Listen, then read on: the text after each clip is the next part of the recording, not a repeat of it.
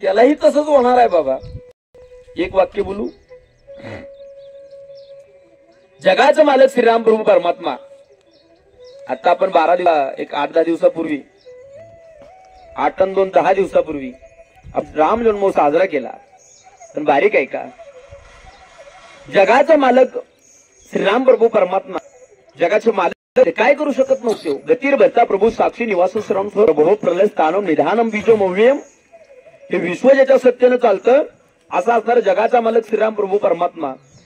परमात्म्याच्या बापाला सुद्धा राम राम करता शेवटचा श्वास घ्यावा लागला. जर श्रीराम प्रभू परमात्म्याने जर ठरवलं असतं आपल्या बापाला जागवायचं, तर श्रीराम प्रभू परमात्मा माझे स्वतःच्या वडिलांना वाचू शकत होते का नव्हते वाचू शकत? काय करू शकत नव्हते. करील ते काय नव्हे महाराज, काय करू शकत नव्हते, काही करू शकत होते. परंतु जगाच्या मालकाच्या वडिलांना सुद्धा जावं लागलं. जिथं जगाच्या मालकाचे वडील जातात तिथं तुमच्या माझ्या वडिलांची काय किंमत आहे बुवा, येते लक्षामध्ये. ऐका, याच्याही पलीकडे सांगू. जगाच्या मालकानं अनेक अवतार घेतले, अनेक रूप घेतले. अवताराच्या राशी तो हा उभा विटेवरी, अनेक अवतार घेतले. याच्याही पलीकडे सांगू. आपण काकड्यामध्ये म्हणत असतो भूपाळीचा पहिला अभंग घ्या आणि त्या भूपाळीच्या पहिल्या अभंगाचं शेवटचं चरण घ्या.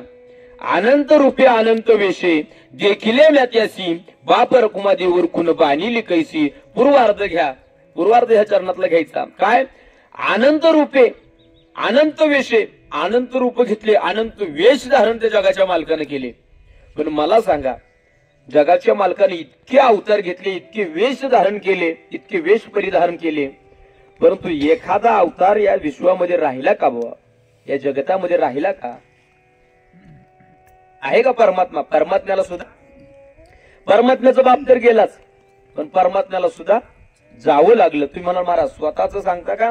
स्वतःच सांगणारच नाही, पुराव्याशिवाय बोलणारच नाही. ऐका, येथ नाही उरो आले अवतार येरते पामर जीव किती. जीव जन्माला आता त्यांनाही जावं लागतंय. आणि जगाच्या मालकानं येथ नाही उरो आले अवतार, कितीतरी अवतार घेतले, कितीतरी वेश परिधान केले. ते वेश परिधान केलेले, ते अवतार घेतलेले सुद्धा संपवावे लागले. याच्याही पलीकडे सांगू, जगाच्या मालकाचं कुळ सुद्धा शिल्लक राहिलं नाही, जगाच्या मालकाची भावकी सुद्धा शिल्लक राहिली नाही.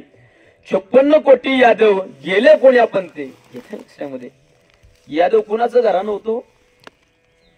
जगाचा मालक भगवंत श्रीकृष्ण परमात्म्याचं घराणं कोण? यादव कुळ. ते सुद्धा संपलं. आणि एका बिल्लाचा बाण लागण्याचं फक्त निमित्त व्हावं, तोही फक्त अंगठ्याला, डाव्या पायाच्या अंगठ्याला. आणि जगाच्या मालकानं अवतार कार्य संपवून, म्हणजे जगाच्या मालकाला सुद्धा, बोला बोला, जगाच्या मालकाला सुद्धा जावं लागतंय. मग या देहाच्या गावाला आलं ना, या देहाच्या गावाला, शरीर म्हणजे गाव सांगितलं ज्ञानोबरायांनी, देहाची या गावा आली या. एकदा हे देहाच्या गावाला आलं ना, आपल्याला सुद्धा जावं लागणार आहे. येते लक्षामध्ये. मग देहाची या गावा आली या, जन्म मृत्यूची या सोहळिया. शास्त्रानं सोहळे सांगितले 16. किती सोहळे सांगितले? शास्त्रानं 16 सोहळे सांगितले. पण प्रामुख्यानं आपण सादर करत असणारे सोहळे 3 सांगितले प्रामुख्यानं. कोणते सोहळे? पहिला जन्माचा, मधला विवाहाचा आणि तिसरा मरणाचा. 3 सोहळे सांगतो, नंतर 2 सोहळ्यावरती येतो. ऐका, आता 16 सोहळे कोणी करत नाही, हे 3 सोहळे आपण प्रत्येक जण आता वास्तविक आता सांगतो. ऐका, जन्माचा सोहळा आपण करतो. मधला सोहळा कोणता सांगितला मी? हा, विवाहाचा सोहळा सांगितला. कोणता सोहळा सांगितला? पण ऐका, विवाहाचा सोहळा प्रत्येकाचाच होईल असं नाही. काही जण स्वतः करत नाहीत आणि काहींना भेटत नाही, म्हणून थांबावं लागतं. म्हणून मधला सोहळा प्रत्येकाचा होईलच असं सांगता येत नाही. एखाद्यानं म्हटलं बा संन्यास घ्यायचा, त्याचं ठीक आहे. पण एखादा म्हणतोय करायचंय पण भेटत नाही, करू काय? करूच नको. नाहीतरी बाबा तशीच परिस्थिती आली ना, प्रत्येक गावामध्ये टेम्पो घेऊन जा, टेम्पो भरून पोरं बाहेर पडतील. हो, मला कधी कधी प्रश्न पडतो, म्हणूनच का काय नो बा प्रत्येक गावामध्ये मारुतीचं मंदिर उभारले. विनोदाने म्हटलं, हे तो भाग सोडून द्या. शक्तीची, बलाची देवता म्हणजे माझे हनुमंतराय. हनुमंतराय दाखवून देतात, माझ्यासारखा बलशाली प्रत्येक गावामध्ये 4-5 जण झाले पाहिजे. प्रत्येक गावामध्ये मल्ल तयार झाले पाहिजे. आता मल्ल ते कुस्ती सोडा, कमीत कमी जिम तरी तयार झाली पाहिजे. म्हणून हनुमंतरायाचं मंदिर प्रत्येक गावात आहे. मला सांगायचं एक मधला सोहळा प्रत्येकाचाच होईल असं मात्र नाही, परंतु शेवटचा सोहळा कोणता सांगितला मी? मरणाचा सोहळा. इच्छा नसताना सुद्धा प्रत्येकाला मरावं लागते. तुमचं काय म्हणणं आहे? कोरोनाच्या काळात आपण पाहिलं, लांब कशाला आपले नगरसेवक दिवंगत झाले, बिचारे गेले. चांगले होता माणूस, पैशाची बॅग सोबत घेऊन फिरत होते, कोटीनं पैसा सगळं घेऊन फिरत होते, तरी सुद्धा गेले. म्हणजे शेवटचा सोहळा कोणाला चुकवता येत? जगाच्या मालकाला चुकवता नाही आला. तुमची माझी काय किंमत आहे बा तिथं पुढे? येते लक्षामध्ये. म्हणून ज्ञानोबराय सांगतात, या देहाची या गावा आली या जन्म मृत्यूची या सोहळ्या. म्हणजे 3 सोहळे सांगा सोडा, 2 सोहळे महत्वाचे सांगितले. कोणता? जन्म आणि मृत्यू. हे 2 सोहळे बाबा आजपर्यंत कोणीच चुकू शकलं नाही. जो जन्माला आला त्याला शेवटचा सोहळा भोगणंच आहे मरणाचा. मी नेहमी दृष्टांत विनोदाने सांगत असतो, एक दृष्टांत सांगत असतो. ज्ञानोबराय सांगतात, उपजेते नासे नासिले ते पुनरपी दिसे, घटिका यंत्र जैसे परिभ्रमेगा. काय म्हणतात ज्ञानोबराय? आता पुन्हा मला विज्ञान आणि अध्यात्म सांगायचं बरं का, मी परत इथं आलोय, बारीक आहे का? ज्ञानोबराय सांगतात, उपजेते नासे नासिले ते पुनरपी दिसे, हे घटिका यंत्र जैसे परिभ्रमेगा. उपजे म्हणजे जन्माला येणे, नाचणे म्हणजे मरणे, जाणे. म्हणजे जो जन्माला आलाय तो जाणार आहे. ज्ञानोबराय काय म्हणतात? जो जन्माला आलाय तो जाणार आहे. याच्याही पलीकडे एकनाथ महाराज म्हणतात, ज्या क्षणाला आपण जन्माला आलो त्या क्षणापासून एक जण आपल्या डोक्यावरती, आपल्या मस्तकावरती गिरट्या घालतो, फिरतो. त्याचं नाव काय? काळ. बरोबर उत्तर दिलं साहेबांनी. त्याचं उत्तर नाव, त्याचं काय आहे? काळ. त्याचं नाव काय आहे? तुम्हाला महाराज प्रमाण ऐका. घडी घडी काळ वाट याची पाहे, अजून किती आहे अवकाश. ज्ञानोबराय सांगतात, जन्माला आला तो जातो. नाथ बाबा जन्माला आल्यापासून काळ आपली वाट पाहतो, अजून किती आहे अवकाश. याचं किती शिल्लक आहे बा. याच्याही पलीकडे सांगू तुकोबराय, तर याच्याही पलीकडे आतमध्ये खोल घुसतात आणि सांगतात, ऐका, ज्या क्षणाला आईच्या उदरामध्ये आपला जन्म झाला, ज्या क्षणाला आईच्या उदरामध्ये आपला पिंड तयार झाला, आईच्या उदरामध्ये बाबा पहिला आपला पिंड तयार होतो, म्हणून तो पिंड आणि शेवटाला इथं पिंड. येते लक्षामध्ये. मग हा पिंड का बनवायचा व साहेब? हा पिंड का करायचा? ऐका, तुकोबराय 350 वर्षापूर्वी याचं उत्तर देतात. हा विधी, हा पिंड का तयार करायचा? तर पिंड पदावरी दिला आपुलिया करी, माझे झाले गा या वचन, फिटले पितरांचे ऋण. गेलेल्या व्यक्तीच्या म्हणजे पितराच्या ऋणातून मुक्त होण्याकरता हा पिंड पाडायचा असतो. मग तुकोबराय सांगतात, ऐका, ज्या क्षणाला आईच्या उदरामध्ये आपला पिंड तयार झाला, आपला जन्म आपल्या उदरामध्ये तयार झाला, हे आपल्याला किती दिवसांनी कळतं? अध्यात्म आणि विज्ञान सांगायचं. किती दिवसांनी कळतं की आपला जन्म आपल्या आईच्या उदरामध्ये झालाय? कधी कळतं साहेब आपल्याला?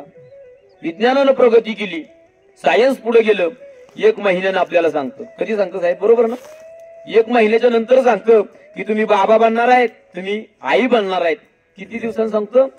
1 महिन्याच्या नंतर सांगतं. पण माझे तुकोबराय सांगतात, न कळता संग सहज झाला खेळता, प्रवर्तली चिंता मागिलीची यावरी.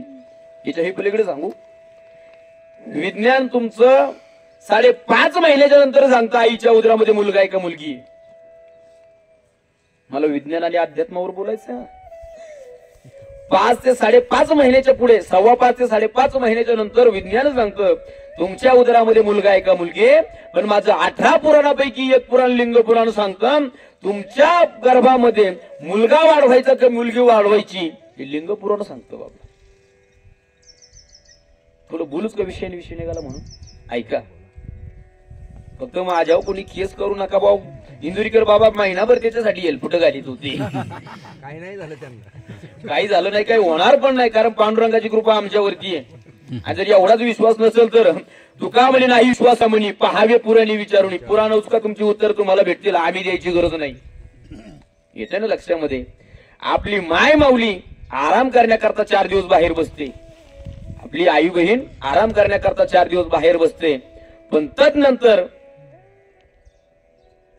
जर त्यामध्ये विषयी सुख जर नंतर झालं, जर सम तारखेला, सम म्हणजे काय, 6, 8, 10 त्याला सम म्हटलं गेलं गणिती सांख्यिकीमध्ये. आणि विषम म्हणजे काय, 5, 7, 9. जर समसंख्येमध्ये, आराम केल्याच्या नंतरचा विषय सांगतो, समसंख्येमध्ये जर संबंध झाले तर मुलगा प्राप्त होतो आणि विषम संख्येमध्ये जर संबंध आले तर मुलगी प्राप्त होते. विश्वास नसेल तर पहावे पुराणी विचारून, लिंग पुराण उचकार 8वा अध्याय काढा, त्याच्यात तुम्हाला उत्तर भेटेल. बा मला विज्ञानाने तुमचं अध्यात्म सांगायचं. कारण बरेच लोक आहेत बा ते देवाला मानायला तयार नाहीत, तुमच्या पुराणावरती विश्वासच ठेवायला तयार नाही. मग ऐका काय सांगत होतो. ज्ञानोबराय सांगतात जन्माला आला तो जाणार आहे. एकनाथ महाराज म्हणतात जन्माला आल्यापासून घडी घडी काळ वाटे याची पाही अजून किती आहे अवकाश. तुकोबरा याच्याही पलीकडे पाऊल टाकतात, एक पायरी आतमध्ये जातात आणि म्हणतात ज्या क्षणाला आपला पिंड, इथून बाजूला गेलो होतो आपण, ज्या क्षणाला आपला पिंड आपल्या आईच्या उदरामध्ये तयार होतो त्या क्षणाला काळ आपल्या पाठीमागे फिरतो. आता याच्याही पलीकडे सांगू, लिंग पुराणामध्ये 5व्या अध्यायामध्ये अजून एक वर्णन आलेलं आहे. आपला पिंड आईच्या उदरामध्ये तयार होण्याच्या अगोदर आपला पिंड आपल्या बापाच्या या कवटीमध्ये, कडक असणाऱ्या कवटीमध्ये 3.5 महिने निवास करतो आणि नंतर आपल्या आईच्या उदरामध्ये जातो. मला विज्ञान आणि अध्यात्म सांगायचं. हो, फक्त कोबराय काय म्हणतात, ज्या क्षणाला आपल्या आईच्या उदरामध्ये आपला पिंड तयार झाला ना त्या क्षणापासून काळ आपल्या पाठीमागे फिरतोय. किंबहुना उपजल्या पिंडा मरण सांगाते. काय सांगितलं, उपजल्या पिंडा मरण सांगाते. म्हणून ज्ञानोबराय सांगतात जन्म मृत्यूची या सोहळ्या ना म्हणो नये धनंजया जिया परी. काय म्हणतात ज्ञानोबराय, एकदा या देहाच्या गावाला आलं ना, नरदेह प्राप्त झाला ना, आता वास्तविक पाहता नरदेह कसा आहे. नरदेह दुर्लभ जाना, 100 वर्षाची गणना, त्या मध्ये दुःख यातना, तुम्ही आठवा मधुसूदना. ठीक आहे ना. जालिंदरचा वेळ झाल्यावर सांगा.